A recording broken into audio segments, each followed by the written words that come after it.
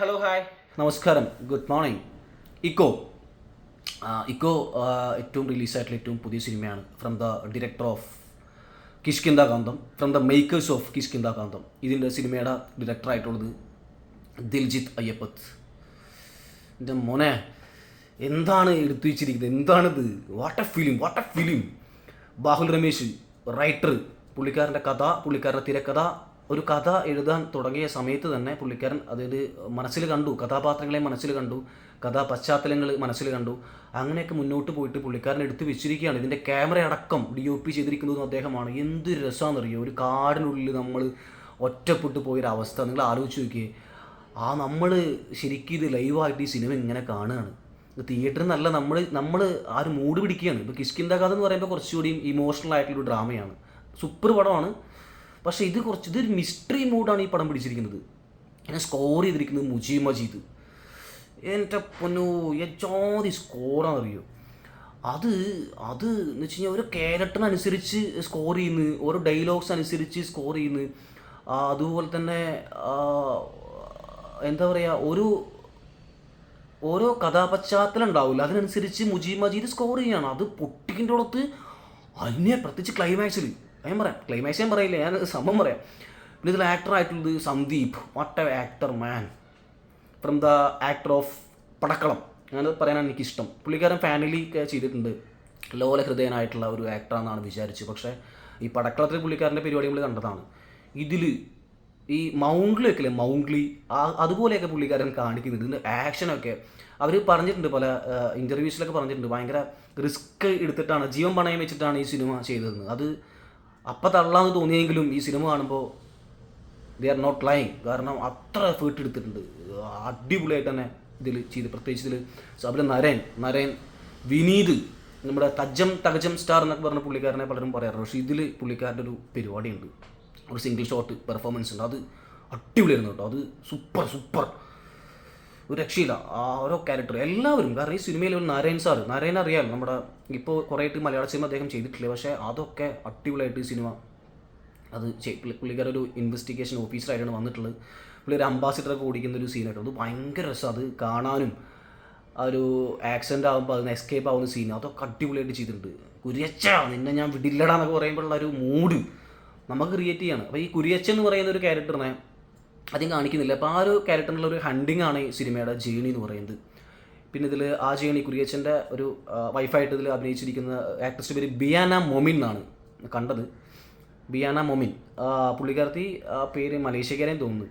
അപ്പോൾ ഇതിൽ ഒരു world war, second world war 39-45, ആ വേൾഡ് വാറിൻ്റെ ഒരു കാലഘട്ടം പറയുന്നുണ്ട്. ജപ്പാനിൻ്റെ ഒരു അധിനിവേശം മലേഷ്യക്ക് വന്നത് നമുക്ക് പഠിച്ചിട്ടുണ്ടല്ലോ. ആ ഒരു കാലഘട്ടം കാടിനുള്ളിലാണ് കാട്ടിയിരിക്കുന്നത് കേട്ടോ. ഇത് മറ്റേ യുദ്ധം ഇതൊന്നുമല്ല, വളരെ സൈലൻ്റായിട്ട് വളരെ സമാധാനപരമായിട്ടാണ് ഈ സിനിമ മുന്നോട്ട് പോകുന്നത്. ഈ സിനിമ തുടങ്ങിയിട്ടൊരു 10 മിനിറ്റ് വേണ്ട, അതിനുള്ളിൽ നമ്മൾ ഈ സിനിമയിൽ ലയിച്ചു പോകും. That's A film, it's A magic. ഈ പടം കഴിഞ്ഞ് കാണുകയാണ്. അപ്പോൾ ഈ വേൾഡ് വാറിൻ്റെ ഈ പരിപാടി ജപ്പാൻ അധിനിവേശമൊക്കെ കാണിട്ടുണ്ട്. അപ്പോൾ ആ ഒരു ലെയറൊക്കെ നല്ല അടിപൊളിയായിട്ട് തന്നെ കാണിച്ചിട്ടുണ്ട്. അപ്പോൾ ഈ ആക്ടർ ഞാൻ പറഞ്ഞത് ഇതിൻ്റെ ബിയാന മൊമിൻ, എന്ത് രസമായിട്ടാണ് അവർ അഭിനയിച്ചിരിക്കുന്നത്. അടിപൊളി, കിട്ടിലനായിട്ട് ആ ആക്ട്രസ്. കാരണം പുള്ളിക്കാരത്തെ കാണുമ്പോൾ നമുക്കൊരു പോസിറ്റീവാണ്. നമുക്ക് തന്നെ പലപ്പോഴും നമുക്ക് നമ്മുടെ അമ്മമാരെ മിസ് ചെയ്യുന്നുണ്ടായിരിക്കാം, ചിലപ്പോൾ നമുക്ക് വേറെ പലരെയും മിസ് ചെയ്യാം. ഭയങ്കര ഒരുപാട് ലെയറുള്ളൊരു ഒരു ക്യാരക്ടറാണ് പുള്ളിക്കാരത്തി. അതിൽ ഡബ് ചെയ്തിരിക്കുന്നത് എനിക്കൊന്ന് KPC ലീല. എൻ്റെ പൊന്നെ, വാട്ട് എ ഡബ്ബിങ്. ഒരു രക്ഷയില്ല, ഗംഭീരമായിട്ട് തന്നെ ആ പരിപാടി പിടിച്ചിട്ടുണ്ട്. ഞാൻ ഈ വീഡിയോ ചെയ്യുന്നത് ലൈവാണ്, ഞാൻ എഡിറ്റ് ചെയ്യില്ല. അതുകൊണ്ട് തന്നെ ചിലപ്പോൾ ഇമോഷണൽ ആയാലും ഒന്നും വിചാരിക്കരുത്. ആ സിനിമ കണ്ടതിൻ്റെ ഒരു നമ്മുടെ ഇടയ്ക്ക് ആ മൊമെൻസുകൾ കയറി വരികയാണ് ചെയ്യുന്നത്. പിന്നെ ഇതിൽ പട്ടികളടക്കം ഇതിൽ അഭിനയിച്ചിട്ടുണ്ട്. ഉറുമ്പുകളിൽ അഭിനയിച്ചിട്ടുണ്ട്. ഉറുമ്പുകളെ അഭിനയിപ്പിക്കാൻ വേണ്ടി ദിൽജിത്തിൽ എഫേർട്ട് എടുത്ത്. അപ്പോൾ ആലോചിച്ച് നോക്കി ഈ സിനിമയുടെ ഒരു വൈഡ് എന്ന് പറയുന്നത്. പിന്നെ ബിനു പപ്പു ഇതിൽ ഒരു ക്യാരക്ടർ സൂപ്പറായി ചെയ്തിട്ടുണ്ട്. എല്ലാവരും അതുപോലെയുള്ള അതിൽ ആർട്ടിസ്റ്റുകളും മുഴുവൻ ഗംഭീരമായിട്ട് പെർഫോം ചെയ്യുകയാണ് ചെയ്യുന്നത്. അത് അഭിനയിച്ച് മരിക്കുകയല്ല.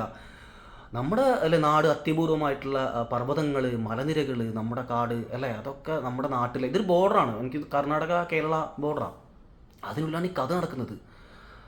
ഭയങ്കര സൂപ്പറായിട്ടില്ല. പിന്നെ സൗണ്ട് ഡിസൈൻ ചെയ്തിരിക്കുന്നത് വിഷ്ണു ഗോവിന്ദൻ്റെ പൊന്നോ. വിഷ്ണു ഗോവിന്ദൻ്റെ പരിപാടി അറിയാം, പ്രേമത്തിലൊക്കെ തന്നെ മാലിക്, ഇതൊക്കെ ഡിസൈൻ ചെയ്തിട്ടുള്ള ആളാണ്. ഭയങ്കര രസം. ആ ഒരു കാടിൻ്റെ നിഗൂഢത നിറഞ്ഞ ശബ്ദങ്ങൾ, നമ്മളൊരു കാട്ടിൽ ഒരു മരത്തിൻ്റെ മുകളിൽ കയറി നിന്നുകൊണ്ട് നമ്മൾ ഈ സിനിമ ആസ്വദിക്കുക എന്ന് നിങ്ങൾ ആലോചിച്ച് നോക്കി. അതേ മൂഡിലുള്ള പടമാണിത്. ഇത് it's A bench mark. Kishkindha എന്ന് പറയുന്നത് ഞാൻ പറഞ്ഞില്ല, ഒരു ഡ്രാമയാണെങ്കിൽ ഇതൊരു പക്ക മിസ്റ്ററിയാണ്. അപ്പോൾ കുരിയച്ചി എന്നുള്ളൊരു ക്യാരക്ടറിനായിട്ടുള്ളൊരു ഹണ്ടിങ് ആണ് പറയുന്നത്. ആ ഹണ്ടിങ്ങിലുള്ള നമുക്ക് ഈ സിനിമയെ പല രീതിയിൽ ഇതിനെ പറയുമ്പോൾ കുറേ പറയാം. കാരണം ഇതിൽ ഒരു പ്രൊട്ടക്ഷൻ ബേസ് ആണ് നമുക്ക് പറയാൻ പറ്റും, ഇല്ലെങ്കിൽ ഒരു അതോറിറ്റി ബേസ് നമുക്ക് പറയാം, ഒരു അധികാര സ്വരമായിട്ട് ഈ സിനിമയെ ചർച്ച ചെയ്യാം. വിപ്ലവം ആ ഒരു ബേസിൽ നമുക്ക് ഈ സിനിമയെ ചർച്ച ചെയ്യാം. ഒരു സ്ത്രീ സമത്വം ആ ഒരു ബേസിൽ നമുക്ക് ഈ സിനിമയെ ചർച്ച ചെയ്യാം. ഇല്ലെങ്കിൽ ഒരു കെയറിങ്, അതിന് അങ്ങനെ വേണമെങ്കിൽ നമുക്ക് ചർച്ച ചെയ്യാം. അങ്ങനെ ഒരുപാട് ലെയറിൽ ചർച്ച ചെയ്യാൻ പറ്റിയിട്ടുള്ള അതൊക്കെ നമുക്ക് വിട്ടുതരികയാണ് ഈ ബാഹു മാൻ. Water writing. ഞാനൊക്കെ ഒരു തിരക്കഥ അല്ലെങ്കിൽ കഥ എഴുതാൻ ആഗ്രഹം ഉണ്ടെങ്കിൽ ഞാൻ ഉറപ്പായിട്ടും അദ്ദേഹത്തിൻ്റെ അടുത്ത് അസിസ്റ്റ് ചെയ്യാൻ പോകും. അത് എനിക്ക് അങ്ങനെ ആഗ്രഹം ഉണ്ടായിരുന്നത് രഞ്ജിത്ത് സാറാണ്, പിന്നെ LJP, ഇപ്പോൾ അത് ബാഹുൽ. എൻ്റെ മോനെ തൊടുതു. കാരണം കഴിഞ്ഞ വർഷം സ്റ്റേറ്റ് അവാർഡ് എന്തോ പുള്ളിക്കാരന് കൊടുത്തില്ല, ബെസ്റ്റ് റൈറ്ററിന്. ഇതെന്തായാലും ഈ വർഷം അദ്ദേഹത്തിന് കൊടുത്തിരിക്കും. വേറെ ഇതിനപ്പുറം വേറെ വെക്കാനില്ല. പ്രത്യേകിച്ച് ക്ലൈമാക്സിൽ ഈ ഒരു ബൈനാമോമിൻ ഒരു ഡയലോഗ് പറയുന്നുണ്ട്. പിന്നെ ഒരു 5 മിനിറ്റ് തിയേറ്ററിൽ ഫിലിം ബൈ ദിൽജിത്ത് അയ്യപ്പത്ത് എഴുതി കാട്ടുന്നവരൊക്കെ പിന്നെ ഭയങ്കര സൈലൻ്റായിട്ട്. അപ്പോൾ ഈ നമ്മുടെ മുജീബ് മജീദ് പൊട്ടിക്കുന്നൊരു പൊട്ടിക്കലുണ്ട്. എൻ്റെ പൊന്നോ, എളുപ്പമല്ല. അപ്പോൾ മസ്റ്റ് വാച്ച് ഇൻ തിയേറ്റർ എന്ന് ഞാൻ പറയും. കാരണം എനിക്ക് പേഴ്സണലി സിനിമ ഒരുപാട് കണക്റ്റായി. സമയം ഒരുപാട് പരിമിതി ഉള്ളതുകൊണ്ട് പറയുന്നില്ല. പടം കണ്ടതിൻ്റെ ഷോക്ക് മാറിയിട്ടില്ല. It's pakka mystery thriller. ഒരിക്കലും മിസ്സാക്കരുത്. നല്ല തിയേറ്ററിൽ പോയി കാണുക. അല്ലാണ്ട് നിങ്ങൾ അടുത്തുള്ള തിയേറ്ററിൽ പോയി കണ്ടിട്ട് ഇഷ്ടമായില്ലെന്ന് പറഞ്ഞിട്ട് കാര്യമില്ല. നല്ല തിയേറ്ററിൽ പോയി കാണുക. ഇത് ഇന്നെ ധൃതി പിടിച്ച് ടിക്കറ്റിലേക്ക് പോകണ്ട, മെല്ലെ കണ്ടാൽ മതി. ഈ സിനിമ ഷോ കൂടും, കുറയില്ല. കാരണം അത്ര നല്ല പടമാണ്. So must watch in theatre. Thank you.